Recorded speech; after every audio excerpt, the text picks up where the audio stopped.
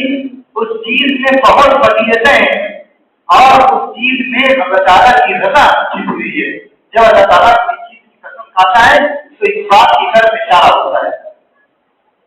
اللہ تعالیٰ قسم کھا رہے ہیں 10 راتوں کی. وَلَيَالٍ عَشْرٍ مفسرین نے لکھا ہے کہ زیادہ راجح بات یہ ہے اور زیادہ صحیح یہی ہے کہ 10 رات سے مراد یہی عشرہ ذی الحجہ کی 10 رات ہے. آپ صلی اللہ علیہ وسلم کی ایک حدیث بھی ہے کہ العشر عشرۃ ذی الحجہ. مفسرین نے زیادہ راجح یہی کہا ہے کہ وَلَيَالٍ عَشْرٍ جن 10 راتوں کی اللہ تعالیٰ نے قسم کھائی ہے اس سے مراد یہی ذی الحجہ کی 10 رات ہے. آپ علیہ السلام سے منقول ہے کہ آپ علیہ السلام نے فرمایا کہ عشرہ ذی الحجہ میں جو شخص روزہ رکھے تو پھر اس کو ایک روزے کا ثواب پوری سال میں روزے کا ثواب ملے گا. یہ عشرہ ذی الحجہ کی فضیلت ہے. اسی طرح عشرہ ذی الحجہ کی رات کو جو شخص نوافل پڑھے نفل کام کرے تو اس کو شب قدر کے برابر ثواب ملے گا. اور شب قدر کے کا ثواب کتنا ہے ہمیں بات معلوم ہے. اللہ تعالیٰ فرماتے ہیں ہمارا ثواب کما لیلۃ القدر لیلۃ القدر خیر من الف شہر کہ لیلۃ القدر 1000 مہینوں سے بہتر ہے. اور آپ نے فرمایا اس کی خبر عشرہ ذی الحجہ کی رات ہے اس کا ثواب ملتا ہے. یہ آیت اور یہ حدیث عشرہ ذی الحجہ کی فضیلت کے بارے میں ہے. اسی طرح آپ صلی اللہ علیہ وسلم نے فرمایا کہ اور دنوں میں کوئی نیک عمل کرنا اللہ تعالیٰ کو مشہور ہے لیکن عشرہ ذی الحجہ میں نیک عمل کرنا اس سے زیادہ مشہور ہے. تو آپ صحابہ نے پوچھا کہ اللہ کے رسول کیا جہاد کرنا بھی اور دنوں سے زیادہ عشرہ ذی الحجہ میں کیا ہمیں زیادہ محبوب اللہ تعالیٰ کو؟ تو آپ علیہ السلام نے فرمایا کہ ہاں جہاد کرنا بھی اللہ تعالیٰ کو اور دنوں سے زیادہ اس چیز میں زیادہ محبوب ہے. لیکن آپ علیہ السلام نے فرمایا کہ ایسا شخص جو اپنی جان اور مال دونوں لے کر نکلے لیکن واپس نہ آ پائے تو بھی اس کی فضیلت زیادہ بڑھ گئی ہے. ان 10 دنوں کی فضیلت احادیث میں بہت زیادہ ہے. اسی طرح قرآن کریم کی بہت سی آیتوں سے ثابت ہوتی ہے اس کی فضیلت. ان 10 دنوں میں ہمیں معلوم ہے کہ مکہ کے اندر مسجد حرام میں نماز پڑھنا ایک نماز کا ثواب 1 لاکھ نماز کے ثواب کے برابر ہے. عام دنوں میں اگر کوئی شخص مسجد حرام میں نماز پڑھتا ہے تو اس کو ایک نماز کا ثواب 1 لاکھ نماز کے فقط ثواب ملتا ہے. لیکن جب ذی الحجہ کی 8 تاریخ آتی ہے تو اللہ تعالیٰ کی طرف سے حکم آتا ہے کہ مسجد حرام کو چھوڑو اور جنگل میں جاؤ, مینا میں جا کر ٹھہر جاؤ. مینا میں جا کر ٹھہر جاؤ کہاں پر؟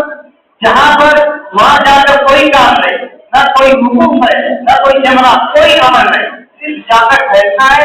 8 ذی الحجہ کی زور سے لے کر 9 ذی الحجہ کی فجر تک بات رہتا ہے. اب دیکھیے اس میں کوئی ایسا عمل نہیں, صرف جا کر ٹھہرنا ہے, 5 وقت کی نماز پڑھنا ہے. لیکن اللہ تعالیٰ اس چیز کو چھوڑ کر کہاں جانے کا حکم دے رہے ہیں؟ جنگل میں جا کر میرا میں ٹھہرنے کا حکم دے رہے ہیں. اور کس چیز کو چھوڑ کر؟ اس نماز کو چھوڑ کر جس کا ثواب 1 لاکھ نماز کے برابر ہے. تو ہمیں اس سے کس چیز کی طرف اشارہ ہوتا ہے؟ اللہ تعالیٰ کس چیز کی طرف اشارہ کرنا چاہ رہے ہیں؟ اللہ تعالیٰ اس چیز کی طرف اشارہ کرنا چاہ رہے ہیں کہ جو ثواب 1 لاکھ نماز کا ہے وہ مسجد حرام کی وجہ سے نہیں ہے, وہ میرے حکم کی وجہ سے. میں نے کہہ دیا کہ مسجد حرام میں نماز پڑھو تو وہاں پر تمہیں ثواب ملے گا. اب جب میں نے کہہ دیا کہ مسجد حرام کو چھوڑو, مینا میں جا کر ٹھہر جاؤ, تو اب جو ثواب مینا میں ملے گا وہ مسجد حرام میں نہیں ملے گا. اب اگر کوئی شخص یہ سمجھے کہ مینا میں جا کر کوئی تو ایسا عمل کرنا نہیں, صرف جا کر وہاں پر ٹھہرنا ہے, 5 وقت کی نماز پڑھنی ہے, اس سے اچھا میں مسجد حرام میں ٹھہر کر 1 لاکھ نماز کے بقدر ثواب, تو پھر اس سے 1 لاکھ دور ایک نماز کا بھی ثواب نہیں ملے گا. کیوں؟ اس لیے اس نے اللہ کے حکم کی خلاف ورزی کی ہے. اس نے حج کا کے آغاز سے لے عمل کو چھوڑ دیا. آپ حج کے جتنے اعمال اگر آپ اسے دیکھیں تو اس میں یہی فلسفہ نظر آئے گا کہ اللہ تعالیٰ صرف کیا چاہتے ہیں؟ لطف کی اتباع. یعنی جس کو ہم نے کہہ دیا اس میں ثواب ہے، اور جس سے ہم نے منع کر دیا، جس سے ہم نے روک دیا، اس کے نہ کرنے کی ثواب ہے. اور یہی ایمان ہے. ہم میں سے ہر ایک بندہ محمد صلی اللہ علیہ وسلم کو اللہ کا رسول مانتا ہے، لیکن ہم میں سے کسی نے نہیں دیکھا. کسی مانتا ہے کہ محمد صلی اللہ علیہ وسلم اللہ کے رسول ہے. اسی طرح ہم میں سے ہر ایک شخص قرآن کریم کو اللہ کا کلام مانتا ہے، لیکن ہم میں سے کسی نے نہیں اس کو نازل ہوتے دیکھا، کسی نے نہیں دیکھا، لیکن پھر بھی ہم مانتے ہیں کہ قرآن کریم اللہ تعالیٰ کا کلام ہے. اسی طرح ہم میں سے اللہ کو کسی نے نہیں دیکھا، لیکن ہم سب اللہ کو اپنا خدا تسلیم کرتے ہیں. یہی چیز اللہ تعالیٰ نے اس آیت میں فرمائی. الف لام میم ذالک الکتاب لا ریب فیہ ہدی للمتقین الذین یؤمنون بالغیب.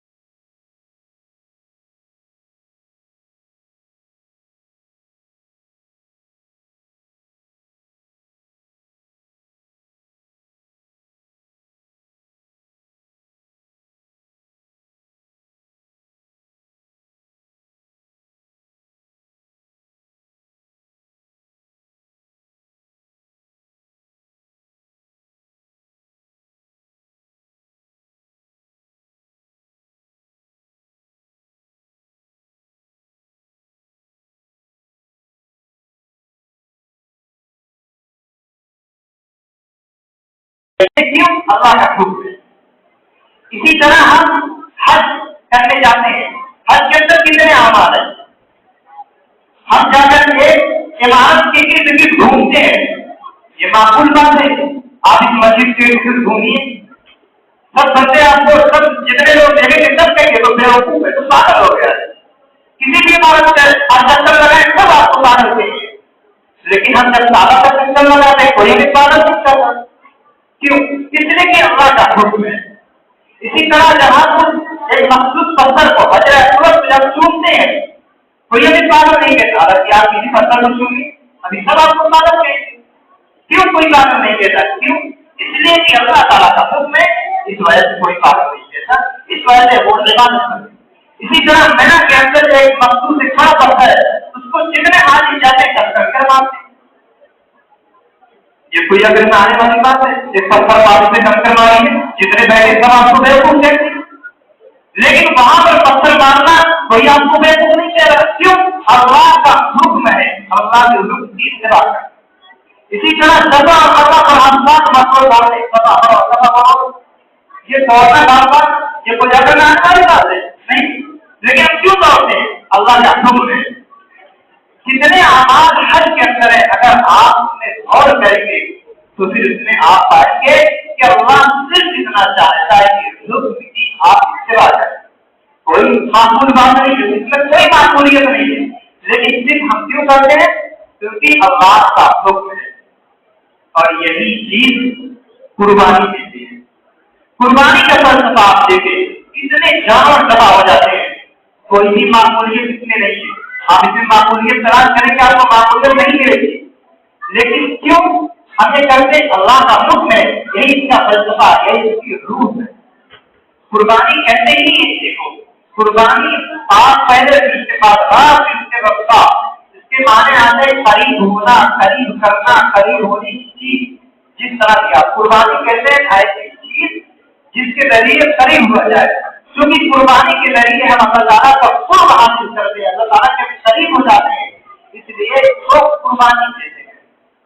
اب آپ دیکھیے کہ جب ابراہیم علیہ السلام کو حکم ہوا اپنے بیٹے کو ذبح کرنے کا، اور حکم کا راستہ اس کا طریق کیا تھا، اللہ تعالیٰ نے کس طریقے سے ابراہیم علیہ السلام کو حکم دیا، وحی کی کئی صورتیں ہیں۔ سب سے زیادہ کثرت کی جو وحی کی جو صورت ہے، جو سب عقیہ کو اللہ تعالیٰ نے احکام بھیجے ہیں جس راستے سے، وہ ہے کہ پیغمبر کو اللہ تعالیٰ بھیجتے تھے، وہ پیغمبر اللہ تعالیٰ کا حکم بنا کر عقیہ کو پہنچاتے تھے۔ یہ سب سے زیادہ صحیح یہی تھا، عقیہ کو اللہ تعالیٰ کا حکم پہنچانے کا۔ لیکن یہاں پر ابراہیم علیہ السلام کو جب اللہ نے بیٹے کے ذبح کرنے کا حکم دیا تو یہ راستہ نہیں بنایا۔ کون سا راستہ بنایا؟ وہی منانی کا۔ ہاں کیا اللہ تعالیٰ نے فرمایا، اللہ تعالیٰ نے حکم فرمایا، کیوں؟ امتحان کے لیے کہ دیکھتے کہ آئے سمجھتے تو خواب ہے، ہمارے جیسا کوئی لوگ تعلیم کرتے تو خواب اس پر عمل کرنے کی کیا ضرورت، لیکن چونکہ انبیاء کا خواب بھی سچ ہوتا ہے، اس لیے اللہ تعالیٰ نے خواب سے فرمایا اور امتحان لیا، اور حضرت ابراہیم علیہ السلام نے کوئی معمولیت سے تلاش نہیں کی، اللہ تعالیٰ سے سوال نہیں کیا کہ آپ بیٹے کا ذبح کرنے کا کہہ رہے ہیں، اس میں اپنی کیا حکمت ہے، کیا مسئلہ ہے، اس میں معقولیت ذرا بتا دیجیے۔ کچھ نہیں سوال کیا، سیدھے پہنچ گئے، حالانکہ اس میں کوئی معقولیت نہیں۔ بیٹے کے پاس پہنچے اور بیٹے سے سوال کیا، اور بیٹے سے جو سوال کیا وہ اس وجہ سے نہیں کیا کہ اگر بیٹا منع کرنے تو ہم تباہ نہیں کریں گے، وہ دیکھنا چاہ رہے تھے کہ عوام کے متعلق بیٹے کے دل کا خواب اور جذبات کیا ہے، بیٹا اللہ کے حکم کا تصور کیسا رکھتا ہے۔ فرمایا کیا تمہیں یقین کی پھر کھانا کی انی افہم کا فرق مانا تھا کہ بیٹے میں دیکھ رہا ہوں، میں خواب میں دیکھ رہا ہوں، اس میں ذبح کر رہا ہوں، تو تمہاری کیا رائے ہے، کیا بتانا چاہتے ہو؟ کیا میرے بیٹے کا دیکھیں بیٹا اللہ کے حکم سے مطابق کیا اس کا تصور ہے، بیٹا بھی کس کا بیٹا؟ خلیل اللہ کا بیٹا، اللہ کے دوست کا بیٹا، وہ بیٹا جس کی نظر میں آگے لگتا ہے تو جہاں سید الاولین والآخرین آنے والے تھے، وہ بیٹا اس کا کیا جواب تھا؟ اس نے کچھ نہیں کہا کہ میرا کیا قصور ہے، مجھے کیوں دبا دیا جا رہا ہے، میں نے تو کوئی غلطی نہیں کی، کچھ نہیں پوچھا۔ سیدھے فرمایا دیکھیے ہر عبادت ہر فریضہ کا محل اور موقع الگ الگ ہے، قربانی ایک الگ فریضہ ہے، غریب کی مدد کرنا ایک الگ فریضہ ہے، نماز پڑھنا ایک الگ فریضہ ہے، غریب کی مدد کرنا ایک الگ فریضہ ہے، حج ادا کرنا ایک الگ فریضہ ہے، غریب کی مدد کرنا ایک الگ فریضہ ہے۔ اب اگر کوئی چاہے کہ میں نماز کو چھوڑ کر غریب کی مدد کروں تو پھر اس میں کون سی عقل والی بات ہے؟ ایک فریضہ کو چھوڑ کر دوسری فریضہ کو کر رہے ہیں تو پھر اس کی وجہ سے وہ پانا نہیں ہو سکتا، یہ ایک الگ فریضہ ہے اور غریب کی مدد کرنا ایک الگ فریضہ ہے۔ لاتا رام چاہتے ہیں غریب کی مدد کرنا، کس نے آپ کو روکا؟ وہ تو ایک فریضہ ہے، وہ بھی آپ کریے، آپ قربانی بھی کریے، لیکن اگر آپ یہ چاہیں گے ہم قربانی کو سر کر کے تحریر کر کے دین میں اور غریب کی مدد کریں تو پھر یہ کوئی معقولیت نہیں، یہ کوئی عقل والی بات نہیں۔ بہرحال جتنے بھی احکامات ہم دیکھیں گے اس میں صرف اور صرف بتائیے، مان لیجیے اللہ کا حکم نہیں آیا روزہ رکھنے کا، اب اگر کوئی بندہ ایک مخصوص وقت سے صبح 7 سے لے کر وہاں سے روزہ رکھے اور غروب آفتاب تک وہ بھوکا ہے اور پھر کہے کہ میں ایسے ہی روزہ پورے مہینے تو پھر آپ سے کیا جائیں گے؟ عجیب بات ہے، جب بھوک کا جب کھانا ہی ہے مغرب بعد زیادہ کیوں اس پورے دن پر بھوکا رہ رہا ہے؟ اس میں کوئی معقولیت کا نہیں ہے۔ اسی طرح زکات کو لے لیجیے، آپ پوری زندگی گھر سے پیسہ کمانے ہیں اور کھانا غریب کو دے رہے ہیں، اس میں کیا معقولیت ہے؟ اپنا پیسہ دوسروں کو دے رہے ہیں، اس میں کیا معقولیت ہے؟